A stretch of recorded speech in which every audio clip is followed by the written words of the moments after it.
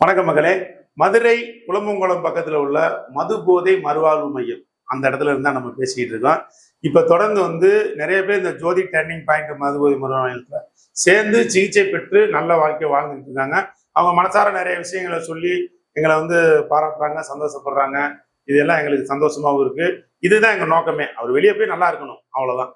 இதுதான் நம்ம பண்ணிட்டு இருக்கோம். Okay sir. இன்னைக்கான கேள்வி பாத்தீங்கன்னா சார், இப்ப உங்க ஜோதி டர்னிங் பாயிண்ட்ல ஒருத்தவங்க சேர்றாங்க அப்படின்னா, அவங்களுக்கு வெறும் குடிய மறக்கிறதுக்கான ட்ரைனிங் மட்டும் கொடுப்பீங்களா, இல்ல வேற எதுவும் வாழ்க்கைக்கு தேவையான ட்ரைனிங்ஸ், இல்ல அவங்க சுய ஒழுக்கத்துக்கான ட்ரைனிங், டிசிப்ளின் எப்படி ஃபாலோ பண்றது, எந்த மாதிரி ட்ரைனிங்ஸ் நீங்க ப்ரொவைட் பண்றீங்க? கண்டிப்பான முறையில் நீங்க சூப்பரா ஒரு கேள்வி கேட்டீங்க. அதாவது ஒரு முழு குடிகாரனான ஒரு மனிதன் அவர் என்ன மாதிரி இருப்பார் அப்படின்னா, ஒரு ஆன்மீக கோளாறோட தான் இருப்பாரு. ஆன்மீகம் நான் சொல்றது சாமி கும்பிடுறதோ, பள்ளிவாசல் போறதோ, சர்ச்சுக்கு போறதோ அதை நான் சொல்ல வரல. ஆன்மீகம்ன்றது தனக்குத்தானே நேர்மையா இருக்கக்கூடிய விஷயங்கள்ல ஒரு கோளாறான ஒரு மனிதனாக தான் இருப்பாரு. அதுல மாற்றுக்கிறதுக்கு இடம் இல்லை. ஏன்னா பாட்டில்ல போட்டிருக்கு குடியே கெடுக்கும்னு சொல்லி, அதை பார்த்துட்டே வாங்கிட்டு போய் குடிக்கிறார். அப்ப அவரோட மனநிலை எப்படி இருக்கும், அவரோட கேரக்டர் எப்படி இருக்கும் அப்படின்ற போது அவருக்கு அந்த மாதிரி விஷயங்கள் நிறையவே இருக்கு.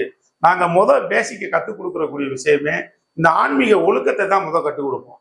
ஒழுக்கத்தை கற்றுக் கொடுத்து இதுல இருந்து அவர் ரெக்கவரி ஆகணும். செய்யற தவறு அப்படின்றத உணர வச்சுற அளவுக்கு இந்த ப்ரோக்ராம் கொடுப்போம். கேரக்டர் பர்ஸா தான் இருப்பாங்க, மாற்றுக்கிறதுக்கு இடம் இல்லை. அதுக்கு தான் நாங்கள் வெளியே போனோம்னா ஆல்கஹால் அனானிமஸ் அப்படின்ற அந்த மீட்டிங்க்கு நாங்கள் போக சொல்லுவோம். அந்த மீட்டிங்கு போகும்போது தன்னாலே தெரிஞ்சிடும் அவருக்கு நம்ம எப்படியா கொண்ட ஆளு, நம்ம எப்படி இருக்கோம், நம்ம இனிமேல் எப்படி இருக்கணும் அப்படின்ற தன் தவறுகளை எல்லாம் உணர ஆரம்பிச்சுருவாரு. படிப்படியா உணர ஆரம்பிச்சுருவாரு. நாங்கள் தொடர்ந்து ஃபாலோ பண்ணுவோம். ஃபாலோ பண்ணி தாய்னா என்ன, தந்தைனா என்ன, மனைவினா என்ன, குழந்தைகள்னா என்ன, அவங்க எதிர்காலத்தை நம்ம எந்த அளவுக்கு வீணாக்குறோம் அப்படின்ற விஷயத்தை நாங்கள் புரிய வச்சு, சுய ஒழுக்கம் கண்டிப்பான முறையில் ஒரு குடியாரன்ட்ட இருக்காது, அதை கொண்டு வரணும். வந்தா மட்டுமே இதுக்கு மறுவீழ்ச்சிக்கு வழி இல்லாமல் இருக்கும். மறுவீழ்ச்சின்னு நான் சொல்றது திரும்ப குடிக்கிறதுக்கு உண்டான வாய்ப்புகள் இல்லாமல் இருக்கும். பேசிக்கா அதுதான். நம்ம ஒழுக்கமா இருந்துட்டார் அப்படின்னா அவர் குடிக்க போக மாட்டார். அவர் குணம் சரியில்லாமல் இருக்கிறனால தான் குடிக்க போறாரு, தேவையில்லாத விஷயங்களை செய்யறாரு. அவர் குணமே சரியாயிடுச்சு அப்படின்னா குடிக்க அவர் போக போறது கிடையாது.